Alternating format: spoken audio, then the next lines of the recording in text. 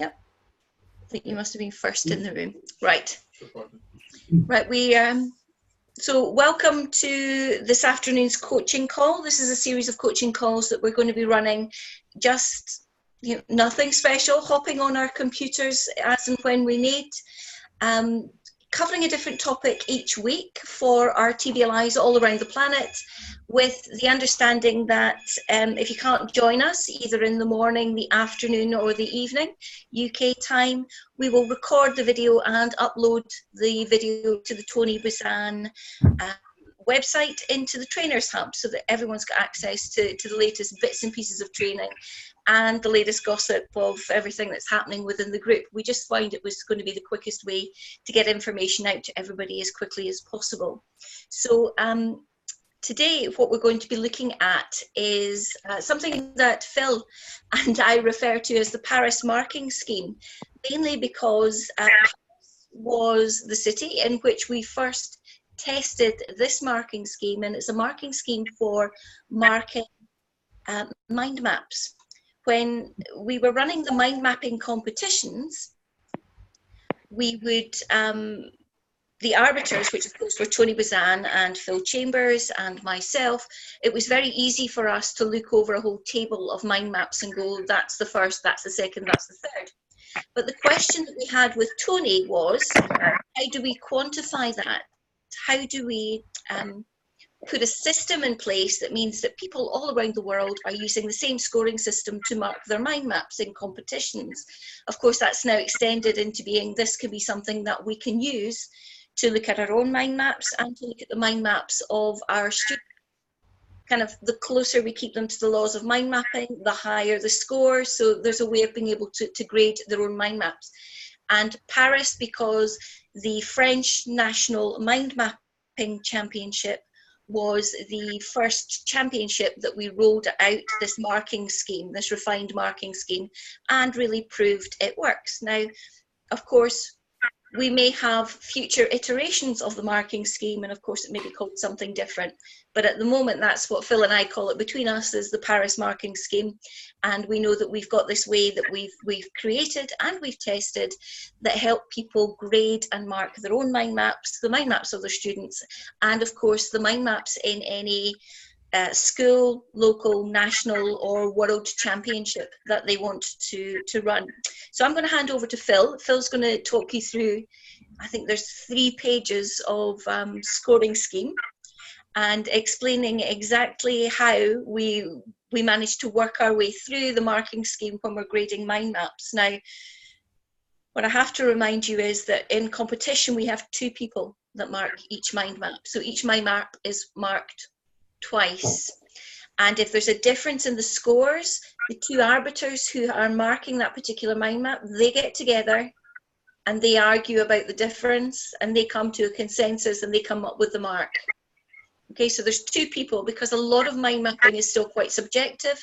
The best way to do that is to get 2 people looking and discussing the mind map and agreeing on what the score is. So Phil's going to talk you through how you would do that individually, but bear in mind that at the competition, that's 2 people that would be marking each mind map.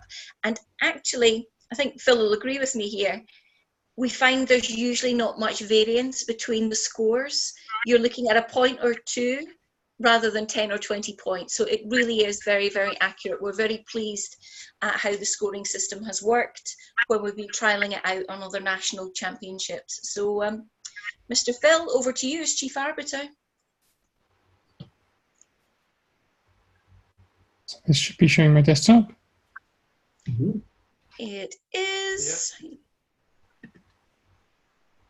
So the Paris marking scheme, what I'm going to do, I'm going to go through a mind map and use the scoring, this marking scheme to score that mind map. So we've got an example of a not particularly great mind map, and we'll see how the marking scheme applies to that particular example. So first of all, we've got our first consideration is the central image. So 5 points there, 5 different elements of what the central image should consist of. So it must be captivating and engaging, so not just a word in the middle of the page. It should be an engaging image. It should be non-enclosed, so an open, unique shape not surrounded by a box or a boundary. It should be central on the page, have at least 3 tones or 3 colors, and be appropriate size, which is about the size of your hand. If you place your hand on the paper, that's about the size of your central image. So moving on to the mind map to use these scores on it. Here's the mind map about windsurfing. And the first question, is the central image captivating and engaging image, not just written words? It's mostly written words.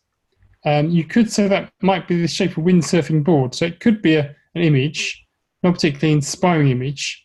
So we've got a maximum of 5 points. I would score that 1 point out of 5 for that one. We move on to, is it enclosed by a boundary? Well, the same question arises, is that the shape of a windsurfing board or is it a boundary? So again, we've got, in this case, a maximum of 3 points. I'd give them benefit of the doubt, give 1 point out of 3 for that criteria. We move on to say, is it central on the page? Well, yes, it is. It's vertically central. It's horizontally central. So it gets full 2 points out of 2 for that one. And at least 3 colors. It doesn't have 3 colors, so it scores 0 for the tones or colors. Is it appropriately sized? Well, reasonably, yes. I'd say it is appropriately sized. So I'd give the full 5 points for. So you total those together, and we've got the scores there. Those 1 point for the captivating engaging, 1 point for enclosed by a boundary, 2 for central on the page, 0 for colors, and 5 for central image appropriately sized. We move on to the next set of criteria, and these are,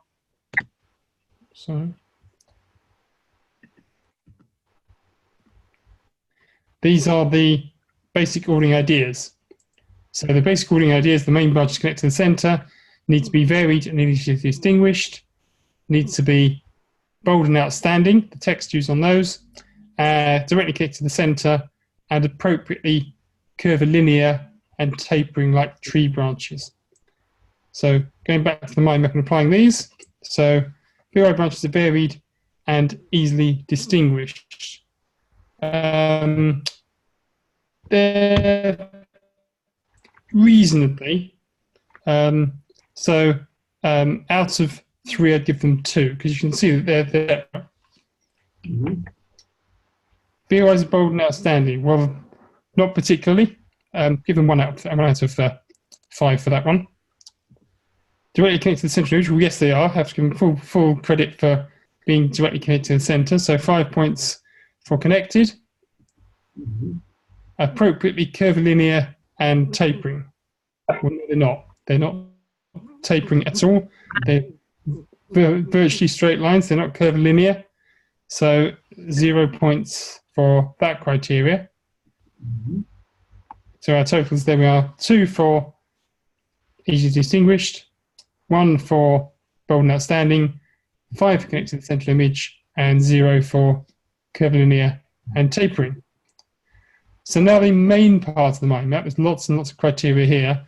These are the elements related to the branches and layout as a whole.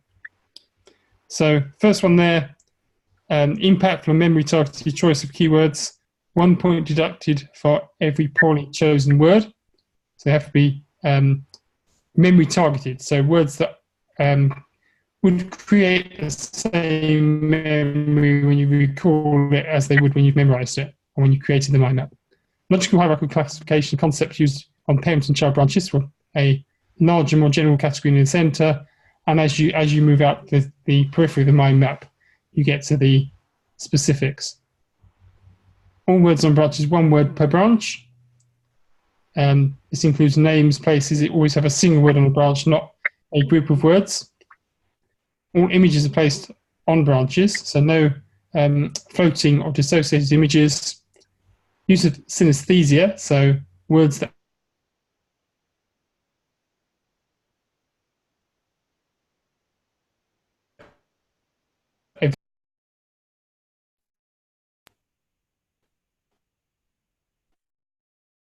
different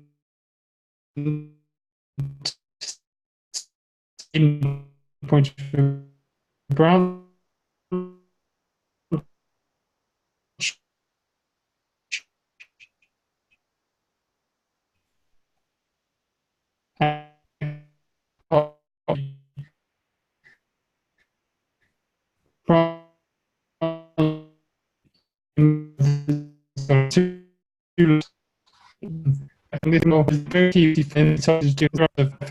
Logical hierarchical classification concepts.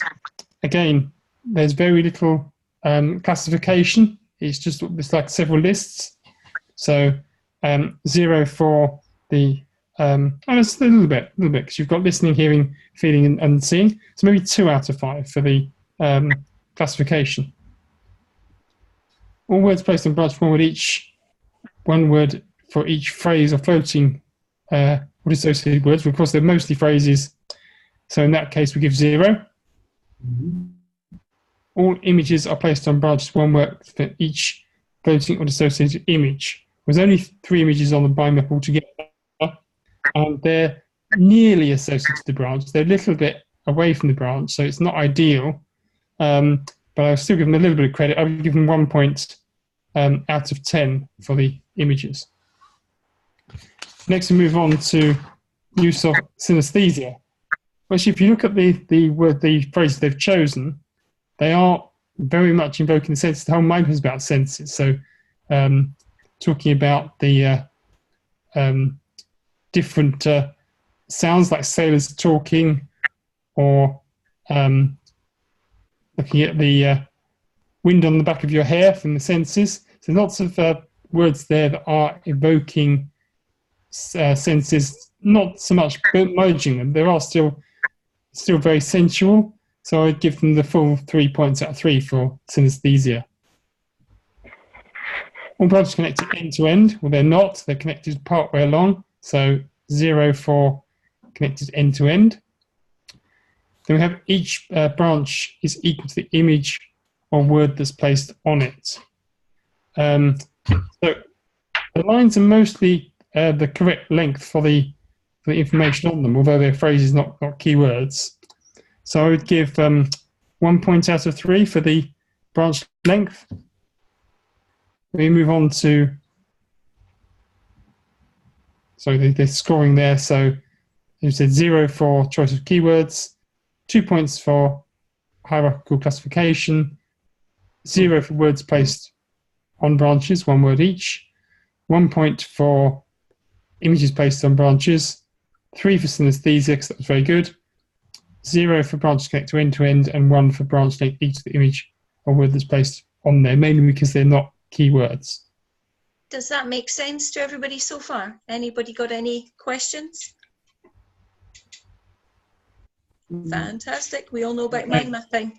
You can see how this begins to really quantify the laws of mind mapping and relate that to the scoring within the competition.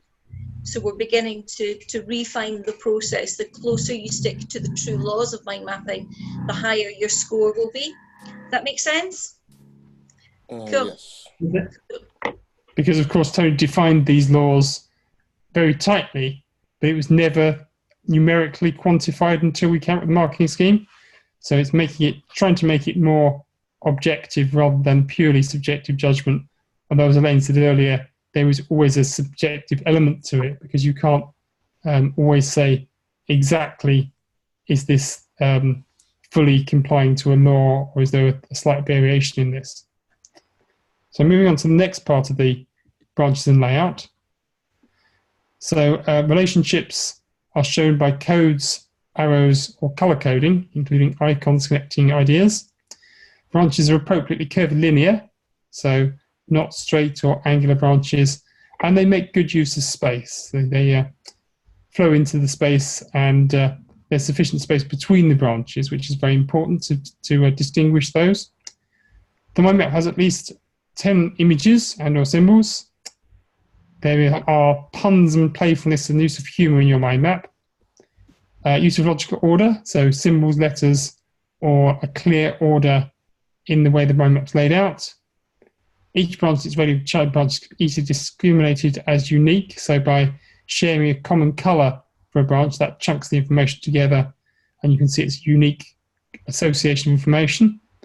Appropriate use of warm and cold colors. So this means if we alternate between cold and warm colors in alternate branches, it means you can discriminate those more easily. So if you have, for example, a pink branch next to a red branch, it'd be hard to discriminate, but a green branch next to a red branch, you can see very clearly the differences.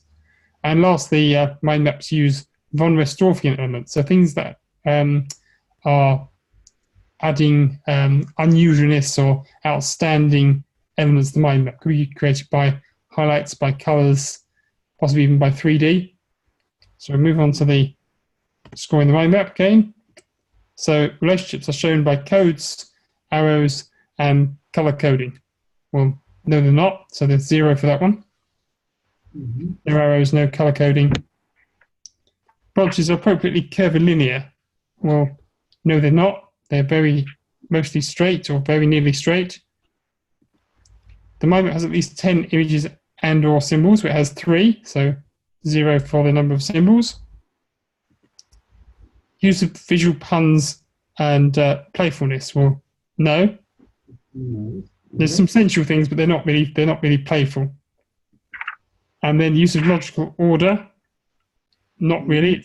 There's no real hierarchy of order. Certainly, it's very much like a list, but created in a mind map form of a list.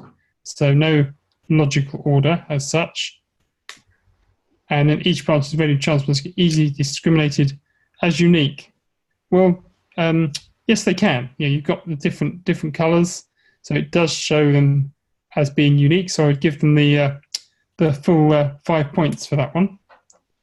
And then appropriate use of warm and cold colours. Yes, reasonably. I think we certainly agree that each branch can be seen as distinct by the colour choice chosen. It's only at 1 point, so give them the full 1 points for that. And then use of von Restorfian elements. There's nothing particularly outstanding that draws your attention to it. So 0 for von Restorfian, giving us our totals here. 0 for most things, 5 for branches can be discriminated, and 1 for warm and cold colours. Moving on now to the last 2 points, which is the whole picture. So seeing the mind map as a whole. And then the last 2 categories, it's one or other in this. It's if the mind map is on a lecture or text, then we look for the accuracy and the completeness of the information based on the information provided. Or if it's a freestyle where the competitor chooses their own topic, then in that case we look at the mind map's originality. So it's 10 points for one or other of those categories, depending on what the mind map is about, what the purpose of the mind map is. So mind map fills the whole page and incorporates sufficient use of negative space. We talked about space already, but this is a more general appreciation of space. Beauty and attractiveness of the mind map as a whole, and overall effectiveness. The wow factor, does it really stand out and grab your attention? So asking those questions, the mind map fills the whole page and incorporates appropriate negative space. It does fill the whole page, but the space is starting to get a little bit crowded. It's not particularly clear. So out of a maximum of 10 points for that, I'd give them 3 points. Then we have beauty and attractiveness of the mind map. Well, it's not at all beautiful, really. It's a fairly ugly mind map. So for beauty and attractiveness, 0. And then for overall effectiveness, out of 15, I'd give it 1 point because it's not really effective at all. But not worthy of 0, but certainly not worthy of more than 1. And then look at the originality. It's not at all original, so I'd give it 0 for originality. So we have our scores there: 3 for fills the space, 0 for beauty, 1 for effectiveness, 0 for originality. And we add up all of those points and we end up with 34 out of 160. So that's about 21% as a final score for that mind map. So you can see how you get a quantitative measure, and therefore you can then work out the mind maps in hierarchical order from the lowest score, the highest score, giving you your gold medal. But of course, it's not just used for competitions. It's a really useful measure of your own mind maps. That's probably the most useful elements of it, is you can measure your own personal effectiveness in your mind maps and improve and see where areas need to be improved. So it's a very good learning tool, not just a tool for competitions. If you've ever been in a training room with Tony Buzan, you'll know he talks about Kaizen, which is continuous incremental improvement. 1%, 1%, 1%, 1%. And if you did 100 mind maps, then each one would be 1%. You would be exponentially better at mind mapping after you practice 100 mind maps. So I know my mind maps are hyper neat and everyone's really impressed by that, but I always tell my students, you're not looking to, after a week of training, to create mind maps that look like mine. You need to create mind maps that look like your mind maps. But every time you create a new mind map, it should just be a little bit better. And the next one a little bit better, and the next one a little bit better. And then, of course, the end of the year, it's the wonderful mind maps that they're creating. But never ever compare my end as a 5 times world champion to their beginner of a week's worth of training. Okay, so it's about managing that expectation with your students as well, but expecting that they will make each mind map a little bit better, a little bit better, and a little bit better. And the way to do that is to demonstrate it yourself in your mind maps, that your mind maps should be incrementally better every time you do them, and post them on social media, pop them on Tony's Facebook page or his LinkedIn or his Twitter, and we will share them around to the community. We have almost 50,000 people now in our social media networks that we'd love to put your mind maps in front of, and your students, to show the improvement that a little bit of practice every day can help you achieve. So what this Paris marking scheme enables us to do is to mark our own mind maps and for our students to mark theirs, and to make sure that the next time they create a mind map, the score is a little bit higher. It's a little bit more beautiful. It's a little bit more balanced on the page. There's a little bit more of additional color. There's a little bit more additional texture. There's more pictures. There's more images. There's more synesthesia. There's more humor. There's more sensuality. So each mind map is a little bit better, a little bit better, a little bit better. That makes sense? Yeah? You don't go from beginner to expert. You kind of trickle your way up, getting incrementally better each and every time. And this is the tool that we can use to quantify that. So they can mark their own mind maps and give them a score and say, this week, I did a mind map that scored 40 or 60 or 87 or 120, or I think I've got a perfect score. I think we've had a perfect score mind map twice. Not very often you get a perfect score mind map, but the closer you stick to the true rules of mind maps, which is the rules that Tony set in place, then the higher you will be marked. Of course, if you've got students who are getting up in the 90s, 100s, 110s for their mind maps, oh, I hope you're going to encourage them to come to a mind mapping competition, because we'd love to see them. And we'd love to mark them. We'd love to make sure that they get recognised for being excellent in acquiring a skill. So do we have any questions at all about the marking scheme? Just going to make a point about the marking scheme is that you can sometimes have a disaster. It will go down, the mind map didn't work, you got the basic ideas wrong, you made all sorts of mistakes. And of course, you learn a huge amount from that. So you actually learn as much from your mistakes, often more from your mistakes, than you do from your successes. And if you have a mind map where the basic ideas are wrong, the same ideas cropping up everywhere, then you found a new basic idea, you redraw the mind map, you get a much better end result. So it doesn't actually matter if your students aren't continually incrementally increasing every time, as long as they understand if they've made a mistake, how they can then avoid that next time and improve the quality of their mind maps in that way. So you can learn and progress from a catastrophe as well as from a triumph. Yeah, you certainly do learn more from the ones you really do muck up monumentally than the ones that perfectly fly off the ends of your pens. Sometimes you end up doing a disastrous one and a fabulous one in the same day. I have no rhyme or reason as to why some days they flow and some days they don't. I do know, though, that it is the most marvellous feeling in the planet when you sit down to a blank sheet of paper and you're able to digest a chunk of information and then to create this beautiful work of art that captures it all. It's one of the most pleasurable things to do, which is probably why I always used to enjoy doing the mind mapping competition, because, of course, it was permission to take an entire day and mind map. You would start off with someone would come in and give you a presentation, and you would mind map lifetime. Then you would move on to a piece of written text, a book that you'd never come across before, and then in the afternoon usually creating a creative mind map. And unlike a competition like a memory competition where everybody sits in silence, it's all very serious, the mind mapping competitions are much more informal. There are people mind mapping on the floor, leaning up against walls, sharing tables, you know, chit-chatting between one another, popping out for lunch together.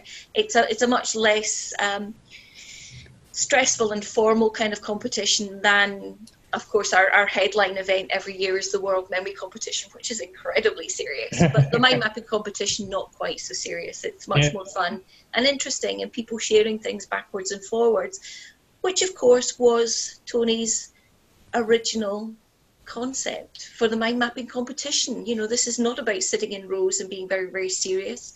This is about working together, about being collegiate, about making friends. So we've always tried to stick to that whenever we've been running competitions, wherever we run competitions. Mm-hmm. Unfortunately, China is a little bit, they are a little bit, take it a little bit too seriously in China. Yeah. So you do tend to have people sitting in rows at the World Championships in China, but we try to encourage people to be less protective and serious about their own little space, their own little table. But they can, some people take it a little bit more seriously than maybe the core intent is of the competition. Certainly, Philip and I used to get into a lot of trouble for being quite naughty in competitions. If you look back at some of the old photographs of some of the first competitions that Tony ran for mind mapping, the one thing that's in common is that Tony used to wander through halfway through the day and present me with a glass of champagne. And of course, you know how Tony loved his champagne. So at some point after lunch, he would come into the room and he would put a glass down beside me, and I would sip this glass of champagne all through the afternoon as I was doing my creative mind mapping. So yeah, made some very great memories of being in mind mapping competitions. And a reputation of you as an alcoholic. Yeah, it's true. Every photograph has got me with a glass in my hand. Now, of course, as the arbiter, we've got to take it a little bit more seriously, a little bit more, which is why we've come up with this marking scheme. It was one of the things, one of the last things that we all worked on together, Philip and Tony and myself, was a way to make it quantifiable, to really drill down and find out the nuts and bolts of what makes an effective mind map. Now, Tony, in his head, knew that the rules were in place, and the closer you stuck to the rules, the better the mind map was for memory. And all we've done is we've been able to have lots of conversations with Tony in lots of different hotels and lots of different restaurants. The first draft was over a very nice dinner in St James's Hotel in Cardiff. Yes. When we first laid out the rules, and then of course we refined. But it was a very productive dinner that night. Mm-hmm. So I think what we've got now is we've got a system that certainly seems to work at the moment. I'm not saying it will be cast in stone forever, because as we work more and more of these competitions, we will refine them. But this one seems to provide two arbiters marking the same mind map, coming very, very, very close in their scoring, which is our litmus test for assuming that the scoring system is a good one.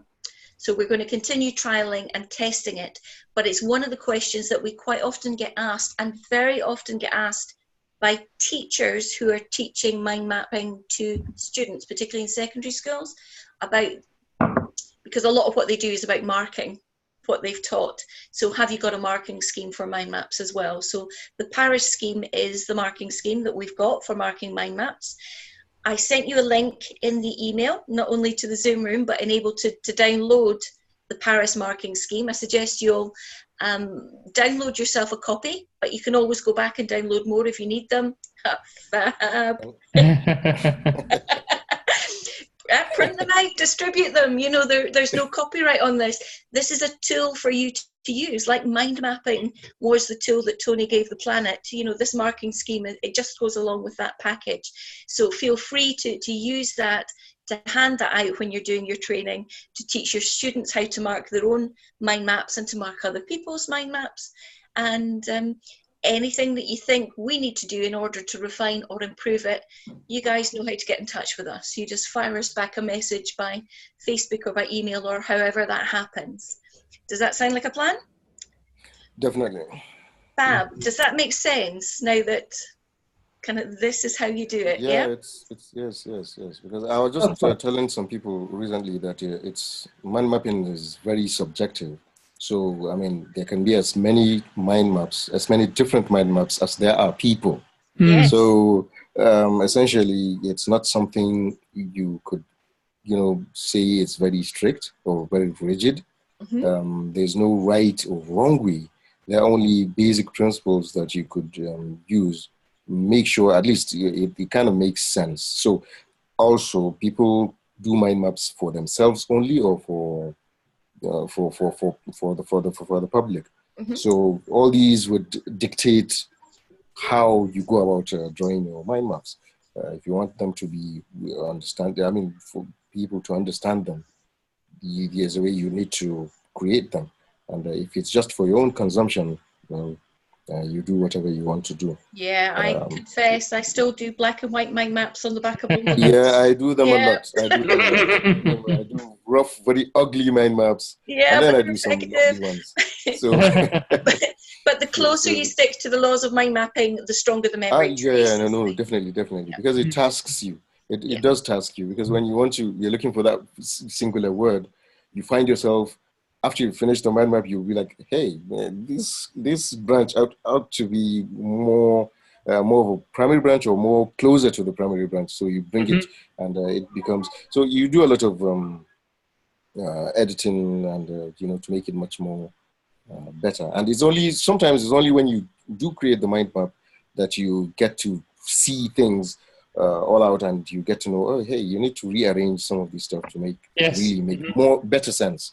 To make more sense. Yeah. Because mind map is not just a memory tool; it's a thinking tool, and definitely, it's an understanding tool as well. So you really see the big picture when you do the mind map, and as you say, see actually these points are the important points I didn't realize at the first instance.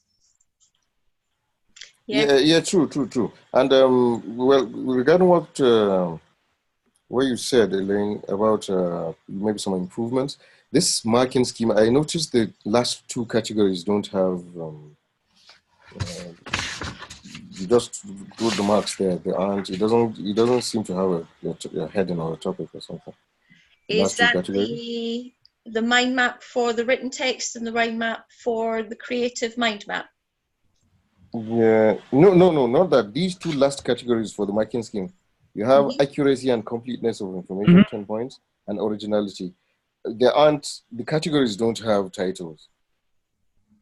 Or rather, maybe the one I downloaded. Part of the whole picture, and the last two are... Okay, it's all part of the whole picture? Yes, but we use either the way it's set. Originality, if it's a freestyle, 10 points. If it's a written text or lecture, then that's the accuracy and completeness. So it's one or other of those, you get 10 points, one or other, not both. But with the marking, the way it was structured, that's why I thought it was. The problem with mind mappers is anything you see, you want to mind map. And I was just looking at these things, and I was just looking at the way you categorize them. It looked like 6 categories, and I was thinking, okay, I could do a mind map, a marking scheme mind map, 6 categories, and then I noticed that the last 2 didn't have titles. So I was wondering. Okay, what's the BOI for those? Yes. Yes. So if it's all part of the whole picture, then it means they are part of the whole picture. They ought not be actually down here, I think. It's I know it depends on how you look at it. Okay. That's cool. All right. And it's either or depending on which discipline you're doing in the competition. Okay. Because the creative mind map, you'd be marking originality. And the accuracy mind map is from the spoken or written text. Okay. Where the author or the speaker would be looking at the mind map and going, could I rewrite the book from this mind map, or could I present this speech again from this mind map?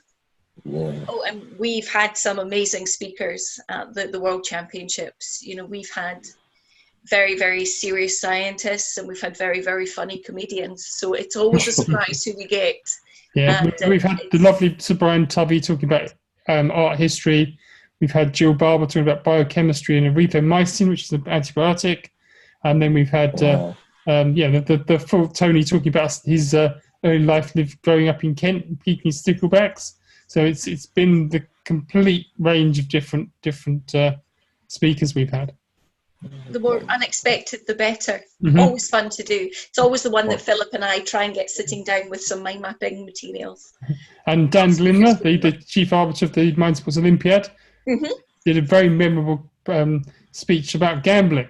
So complete random topics. Yeah, his whole premise was that every time we make a decision in our lives, it's all about gambling. It's about heads or tails.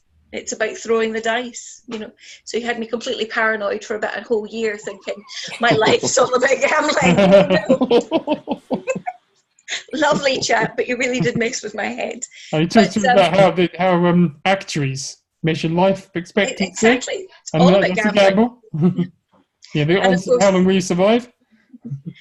And of course, now what I do is I work as a poll analyst.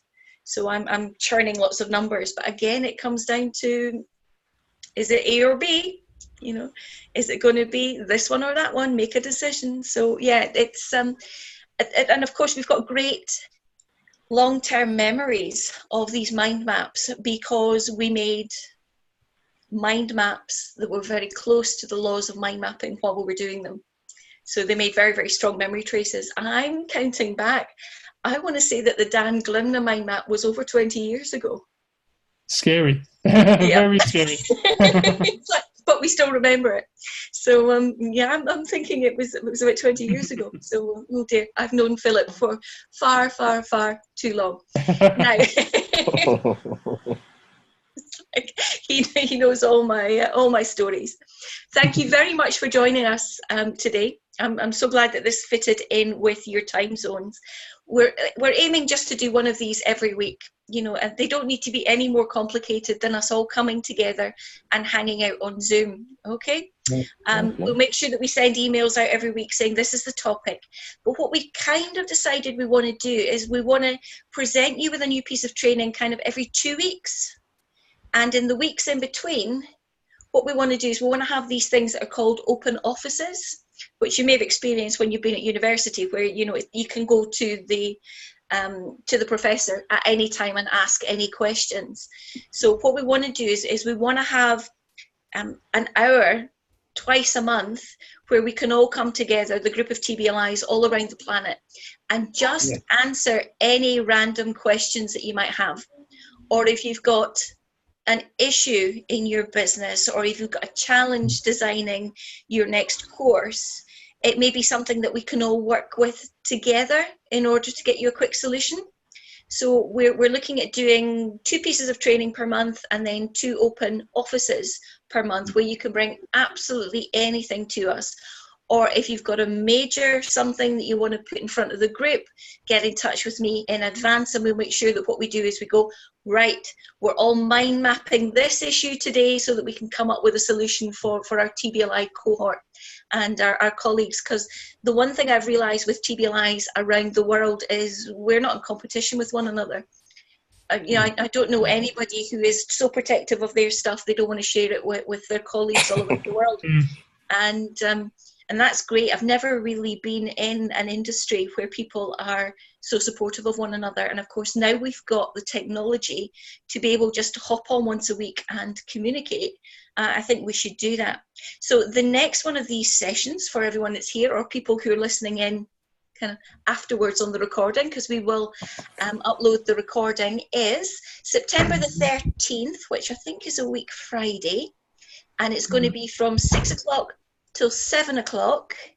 That's Greenwich Mean Time plus 1 hour, because we're on British summertime at the moment.